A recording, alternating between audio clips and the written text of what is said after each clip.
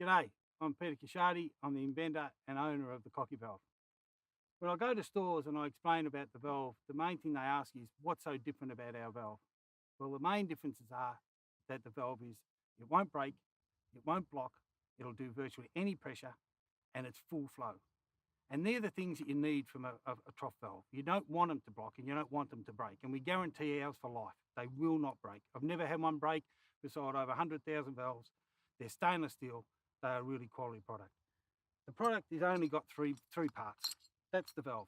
There's one split pin that comes out of our valve, and there's three pieces that are left. That's the valve. To change the washer, that's the washer. You turn it over, put it back in. It's a simple nitrile disc. Our valves come in all sizes, from 90mm right through to 50mm. So from 3/4 inch into a 1/4 inch and a half, 2 inch in the old system. They're all got a standard BSP thread. There's a series of arms that we do with our valve. So our valve is customised. So you can customise it to suit any sort of trough. It doesn't matter whether it's a coffin trough, a round trough, a square trough. It doesn't matter. I've seen 100 different troughs around Australia.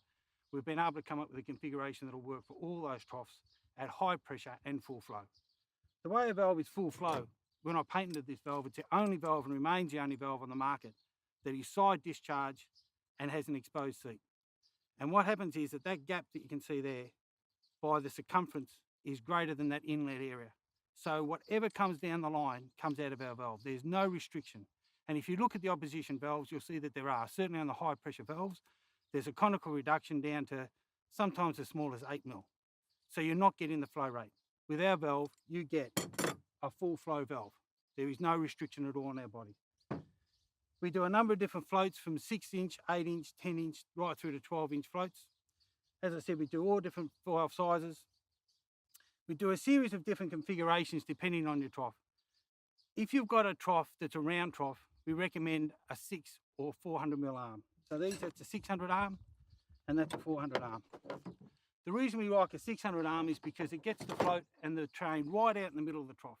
So the stock don't play with that float. They don't have any impact on your valve at all.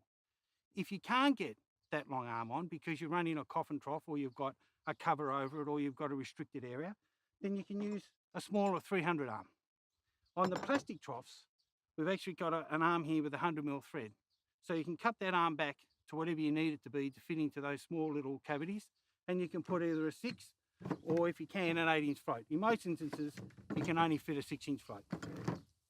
We also do a bent 300 arm. These arms are bent so that if you're sitting on the end of a trough and you're coming in and down under a cover, you screw the float directly on the end and it sits in under the cover. But you will need, in that instance, a deflector. And the deflector clamps onto our valve. All of this is a piece of stainless steel that's formed to suit the valve with a hose clamp. That slides on top, so you can put it on with the valve fitted into the trough, slides down, you put the hose clamp on it, and that's it. And that will stop the water from spraying. Our valve, because it's side discharge, the water does come out a bit like a butterfly wings. So with that clamp on, it stops all that. We also do a bottom entry valve.